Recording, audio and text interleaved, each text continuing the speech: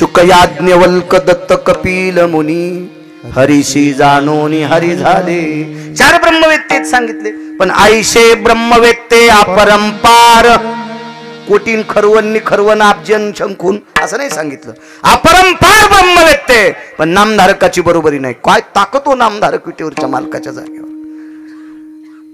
सामान्य नाच नाही. चला पुढे. नामदेवरायाच्या घरी दगड होता. त्या दगडावर पाय सोडून 2 देव बसले. एक विटेवरचे मालक बसले आणि एक काशीतले मालक बसले. दगड होता आंघोळीचा. बाथरूम कशाची होती माहिती आहे? स्टाईलची फरची नाही, शावर नाही, झोपून आंघोळ करायचं नाही, बसून आंघोळ करायचं नाही, उभ्यानं आंघोळ करायचं नाही. एका घरी बाथरूम होतं. मोठ्या माणसाच्या घरी गेलो होतो आम्ही. ते म्हणले याच्यात झोपा. झोपलं. म्हणलं तू इथंच राह, हे मला दाबीन. आपण कशाला. मला एक कळतंय, जिला गौऱ्या लावता येत नाहीत का तिने धिरडे करू नये. पिठाचा नाश होतो ना.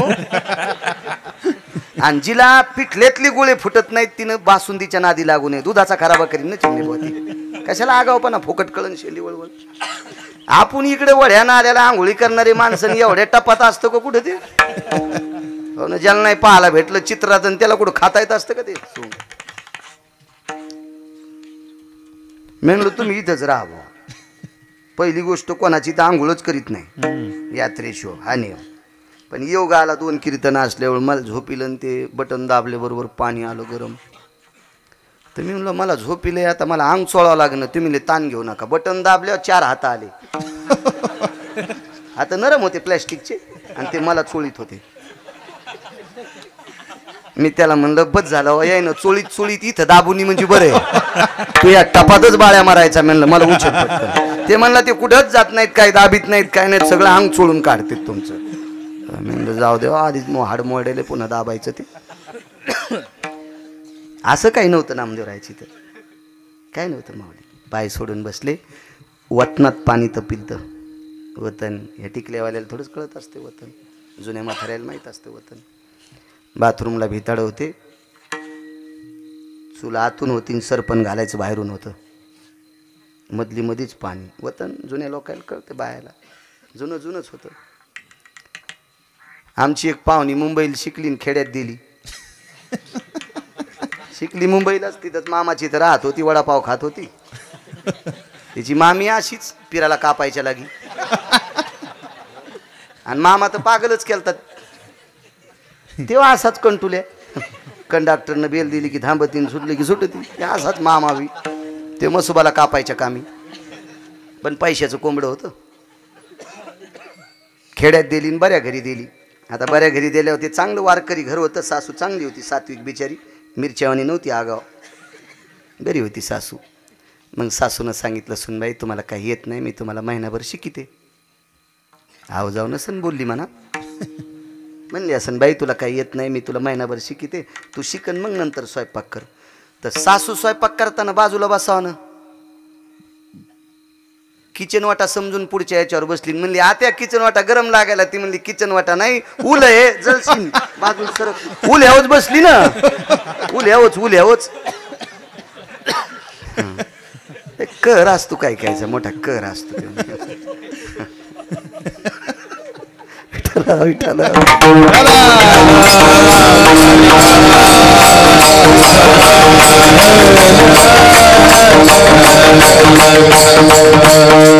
हे कुडाची बाथरूम नाही, कुडच होता पण पानगवताचा कुड होता.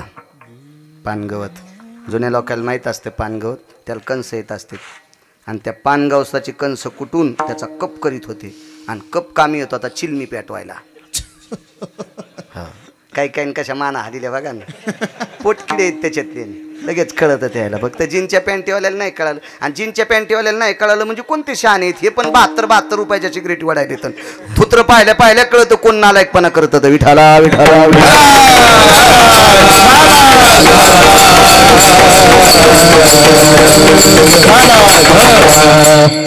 कुडाची पानगवताची बाथरूम विनोद सोडून द्या. पाणी तापलं. एक तांबा विटेवरच्या मालकाच्या डोक्यावर. तांब्या कशाचं लोटकं होतं. दुसरं लोटकं काशीतल्या मालकाच्या डोक्यावर टाकायचं. स्नान आटपलं. आतमध्ये गेल्या. जना काय भक्तीचं टोक होत्या जनाबाई. जी बाई साहेब, आई साहेब जी. निरंजनी घेऊन ये. जनाबाईनं दिवा मुटका केला, कणकीचा दिवा केला. एक लक्षात असू द्या, दिपवाळीचं पहिलं ओवाळणं दगडावर वळीत असतात. आंघोळ करून मालक घरात जायच्या आधी बाथरूमच्या बाहेरच उभा गंध लावून मग अक्षिदा लावून ओवाळायचं असतं ते दगडावरलं. हे ओवाळणं प्रत्येकाच्या जीवनात आलं पाहिजे, प्रत्येकाच्या जीवनात आलं पाहिजे. अजून एकदा दगडावच ओवाळीत येत, पण गेल्या विठाला विठाला.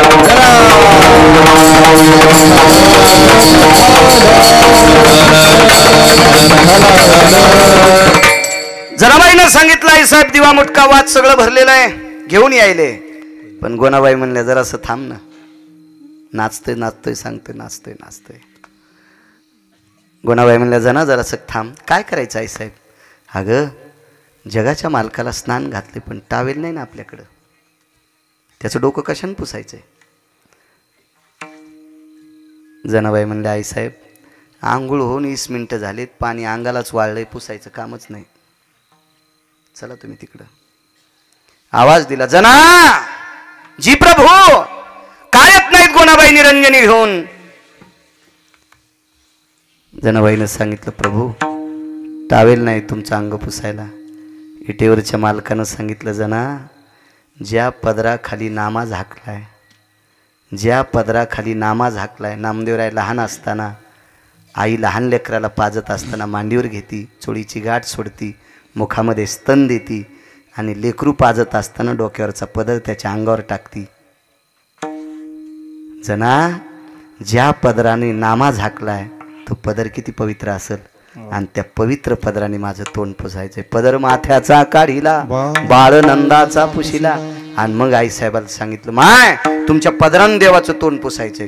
तो भगवान काशीतल्या मालकाला म्हणले प्रभू आपलं तर सगळं वाळून गेले ना, आता काय पुसायचंय?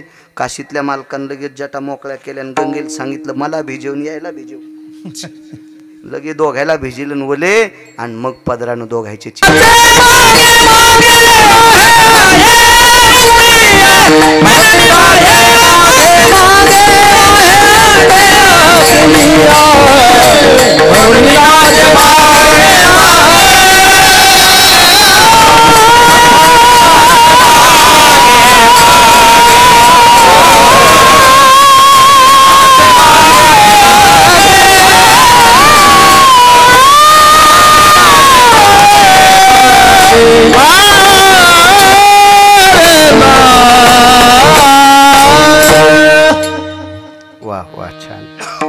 किती वेळ राहिला? 14 मिनिटं का?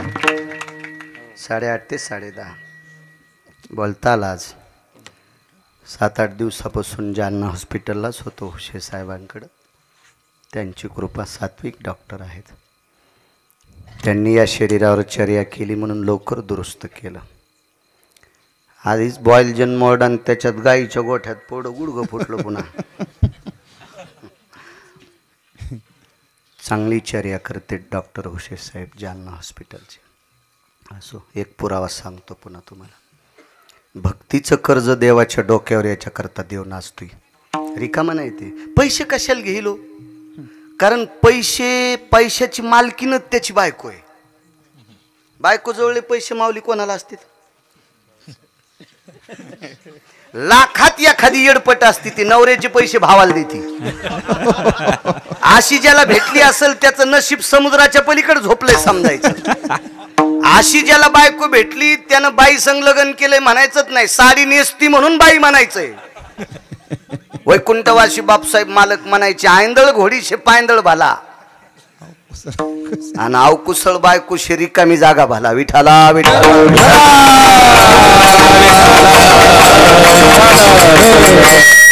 एकदा आम्ही माळेगावून घोडी आणली, त्याला पैसे दिले 3.5 लाख रुपये. म्हणलं घोडी देऊ? ते म्हणलं चांगली घोडी. ते म्हणलं पैसे तुला देतो पण लाख रुपये ठेवतो, मी चलून पाहिन. 3 चाली असल्या तर वरचे लाख देईन, नाही तर ते घेऊन येईन तुला घोडीने आणून घालीन. घोडीला 3ही चाल्या होत्या. बारकी होती, मधली होती, मोठी चाल होती. मोठी चाल चांगली होती, 45च्या स्पीडनं पळायची. हातातल्या तांब्यातलं पाणी सांडित नव्हती, पण लोम कळलेल्या बोरी खालून जात होती. हो, चांगल्या बोरीला काटे आले, मी आखडायलो तरी बोरी घालून गेली. मी उडी टाकली तर थोत्तर वाचलं. मग अशा घोडीवर बसल्यापेक्षा पायी पायीच गेलेलं बरं ना. आहे का? आणि इकडचे पैसे भावाला देती अशा चुडेलनी संग संसार करण्यापेक्षा इदूर राहिलेलं बरं ना. कर्कशे संगती कर्कशे संगती कर्कशे संगती कर्कशे संगती उदंड भाजती दुःख उदंड भाजती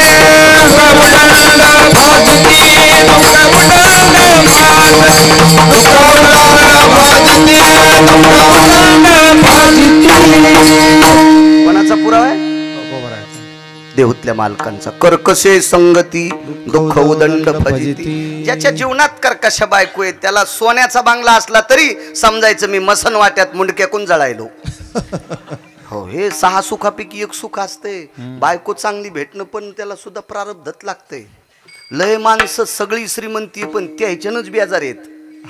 या ते कसा अहो आमचे लोक सरळ सांगतात नवरा यशनी असल्या बाई बेजार बाया का इतक्या सोयीच्या का बापा. 69,000 पगार आमच्या मित्राला रुपड्या राहीन हप्त्यात 3दा हॉटेलला जेवायला. ते म्हणजे मी नाही स्वयंपाक करीत. ते म्हणलं मला फाशी घेऊ वाटायली. मी म्हणलं घेऊ नको आता पडण तू याच्यात.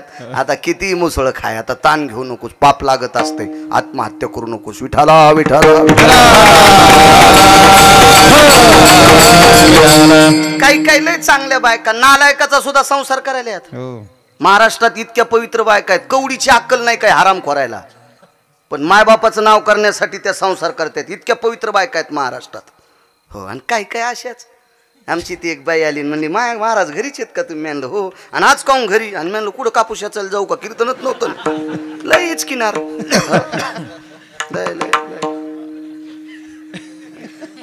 घरचं खळ चोरान नेलं दुसऱ्याची कंस चोळायली अशा लय असत्यात. या माझ्या घरीच का तुम्ही? तुम्हाला बरंच करमायलो पहा इतरो. हो, आणि तुम्हाला बरीच झोप येईल. म्हणलं झोपतो गोदडे घेऊन काय ताण घेऊ नकोस. तुमचं काय काम आहे? महाराजीन कुठे आहेत? आणि म्हणलं मी घरीन ती कुठं जाईन मागचे. महाराजीन हरिपाठ पाठ नाही पण तिला महाराजीन असतच ते. महाराजाची बायको महाराजीन मास्तरची बायको मास्तरीन एकन एक कितीत म्हणली 80. डॉक्टरची बायको डॉक्टरीन उलट्या झाल्यावर काय प्यावत म्हणली बेशी प्यावा. हो, पोलिसाची बायको साहेबीन चोर धरल्यावर काय करावं म्हणली खिडकीतून सोरावं. चोट्ट्याची बायको चोट्टी म्हणत नाहीत. मुर्दुंग्याच्या बायकोला मुर्दुंगी म्हणत नाही. महाराजाच्या बायकोला महाराजीन म्हणतात. हरिपाटरी वस्तीचा. हो, महाराजीन घरीच येत काय? म्हणले हो. भाज्याचं पीठ द्या. आता ती महाराजाची बायको होती. तिनं का असं डब्यात थोडीच वाटी खूप सुन दिली असंच दिलं उधळून.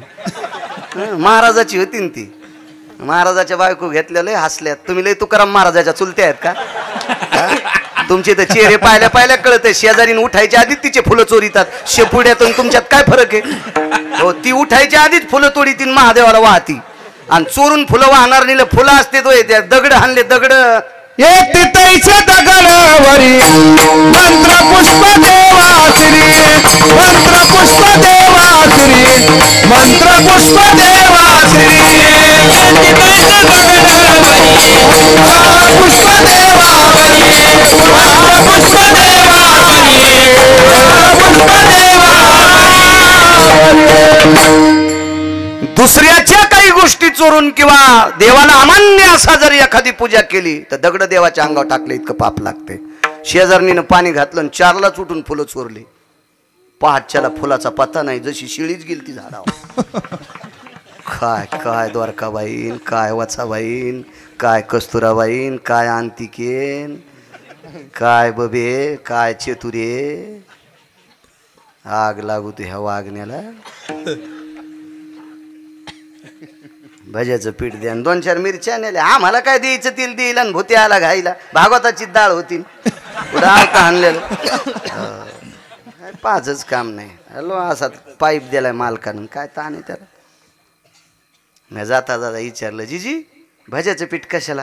बाप्पा तो चुलता कवाच पित नाही आज पिऊन आले तर मला वाटलं जरशे भजेच काढून द्यावा. पाशी जिजी नाही का तारानं पाय बांधून समुद्रात टाकावा. अशा काय काय लय पागल येतात. विठाला विठाला विठाला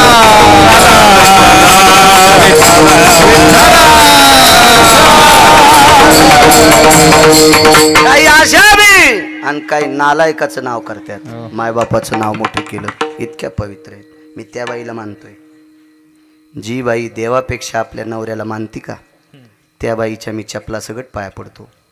आणि जी बाई महाराजाला काजू टाकून दूध देते नवऱ्याला नीट बोलत नाही अशी बाई पाहिली की समजायचं गाय कापल्याचं पाप लागतंय. हो तुम्हाला एक सांगू का, देवदेव जास्त करतील नवऱ्याला नीट बोलत नाही अशी बाई ज्या गावात आहे त्या भागात पाऊस कमी पडतो. गळ्यात शपथ. आणि तुम्ही याला बी टाळ्याच वाजवायले. विठाला विठाला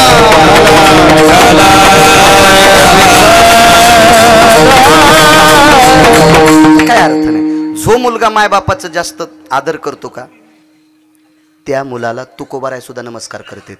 जो मुलगा आई वडिलाचा आदर करतो का त्याला तुकोबाराय आदर करीत नाही, तुकोबाराय त्याच्या पायाच पडते. सांगा पुरा. नमो तया माता पित्याचे पालन, नमो त्या वचन सत्यवदे, नमो त्या वचन सत्यवदे, नमो तया माता पित्याचे पालन, नमो त्या वचन नमो त्या वचन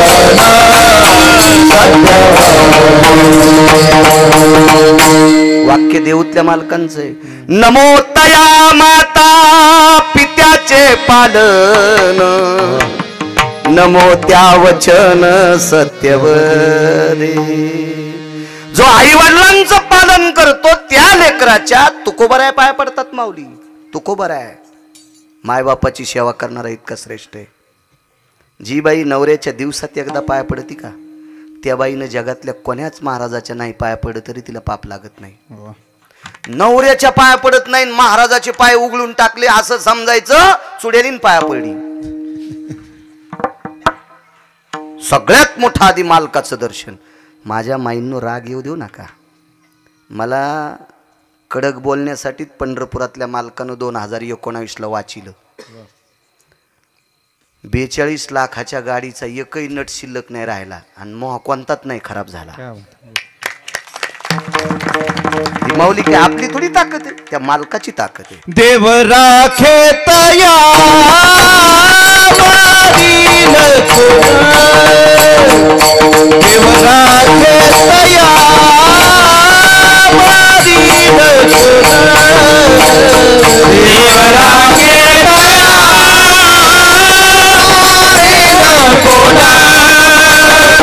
देव राखे तया मारील मोडे खाता हिंडतावन मोडे खाता हिंडतावन देव राखे तया राखे तया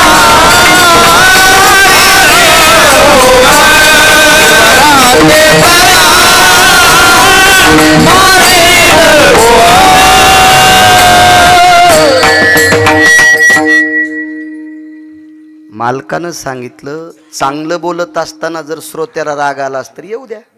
का म्हणे सत्य सांगो तुका म्हणे सत्य सांगो योत रागी येते योत रागे येते. ती तुकोबाराय म्हणले खरं बोलत असताना लोकांना राग आला तर येऊ द्या, देवाला आनंद वाटतो ना.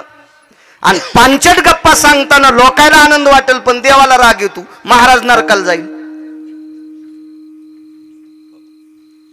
आधारा वाचूनी काय सांगशी कहाणी. आधारा वाचूशिवाय बोलायचं नाही. तुमच्यातली एक बाई दिवसात मालकाचं दर्शन 3दा घेत होती. पंढरपुरातला मालक 9 बाऱ्या तिच्या पाया पडला. तिचं नाव लोपामुद्रा. 34 नायिकेपैकी एक नायिका होती. तिचं नाव चंद्रसेना होती. द्वापार युगातलं तिचं नाव सत्यभामा, विटेवरच्या मालकाची पत्नी. मागचं नाव चंद्रसेना. या चंद्रसेनेनं नवरा मरू नये याच्याकरता अमृत आणून ठेवलं होतं. दुपारी सूर्याला चुटकी वाजित होती, पौर्णिमेच्या दिवशी चंद्राला चुटकी वाजायचे. तुम्ही दोघे तोपर्यंत कपाळावरचं कुंकू पुसल्या जाणार नाही. इतकं चॅलेंज सोपी साधी गोष्ट आहे. आणि तिच्या पायानं पुनीत झालेल्या मातीवर मारुतीराय लोळत होते. ज्योतीने तेज कांती प्रसन्न केला, तो तिच्या चरणावरी लोळला.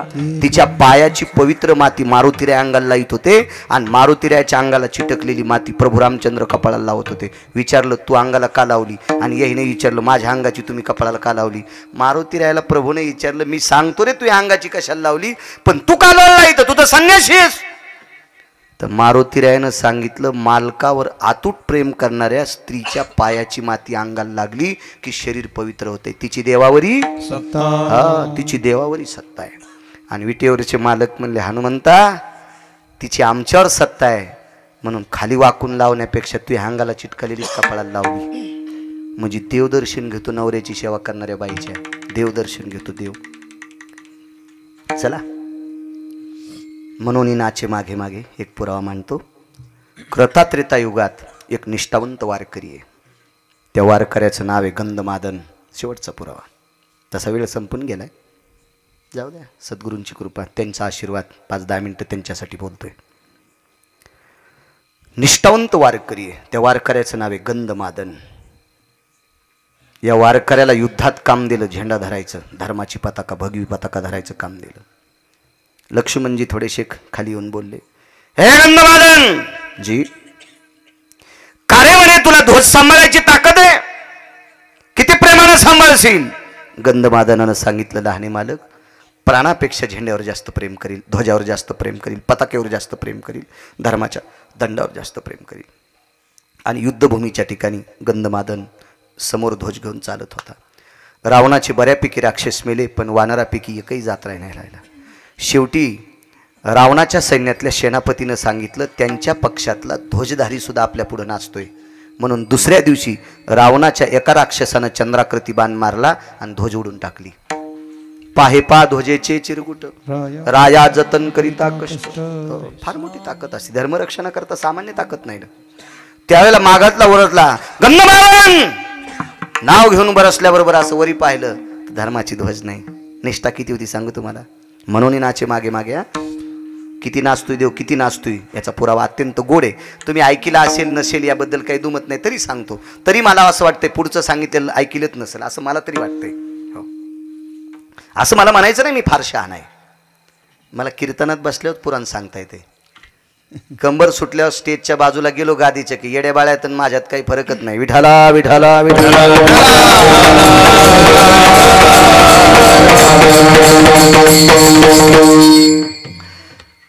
पाहिलं आपली ध्वज तुटली, पण ध्वजाचा अर्ध लाकूड, अर्धा इळू, अर्धा बांबू, अर्धी काडी ती तशीच होती. प्रभू रामचंद्राच्या पक्षात वस्त्र फक्त 5 लोकांच्या अंगावर होते. 5. प्रभू रामचंद्राच्या अंगावर वलकल्ले, लक्ष्मणजीच्या अंगावर वलकल्ले, सीताई साहेब अशोक वाटिक येतात. वस्त्र असणारी 5 लोक, त्याच्यापैकी एकाचं नाव होतं किष्किंधेचा राजा सुग्रीव. लगेच गंधमादन बाजूला सरकले, सुग्रीवाच्या कमरेला बांधलेलं उपरणं चिमणे महाराज काढलं. हातामध्ये धर्माच्या ध्वजाची काठी होती.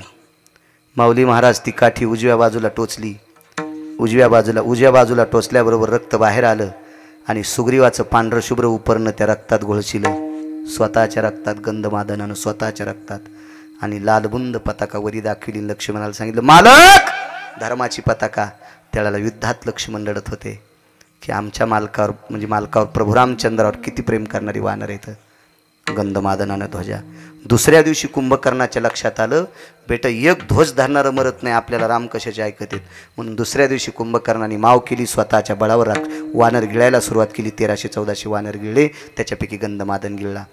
तो संतिकेला ऋणी सांगतोय, देव किती नाचतोय, हे भक्तीचं कर्ज आहे, किती नाचतोय देव बघा. एवढं पुरावा ऐका पूर्णविराम. ज्या वेळेला सगळी म्हणजे बऱ्यापैकी 1200-1300 वानर मधात घेतली. 18 पद्म वानर, 72 कोटी दिसन 56 कोटी गोलांगोळ होते. त्याच्यातले काही वानर घेतले. आतमध्ये गेल्यावर वानर गयावया करू लागली. तो गंधमादन, हे काय झालं ओरडायला. म्हणजे काय झालं, मरायचं काय झालं ते. मला कोणाची माय दिली तुम्हाला मारायला. तुम्ही रामभक्त आहात, प्रभू रामचंद्राचे सेवक आहात, तुम्हाला मारण्यासाठी कोणाची माय दिली. अरे गंधमादन, माय येलीन ह्या गप्पा काय सांगतो आपण. कुंभकर्णाच्या पोटात आहेत, रथात नाहीत. पोटात आहेत कुंभकर्णाच्या. गंधमादनानं सांगितलं, अरे मला माहित आहे आपण नालायकाच्या पोटात आहेत, पण आपण याची ताकद आहे का आपल्याला मारायची. तुम्ही भजन करा बरं. मधली मध्ये भजन केलं. महाराज प्रकाश पडला कानातून. तो प्रकाश नसून रस्ता होता. हाना उड्या, पट पट पट पट पट पट उड्या हाणल्या.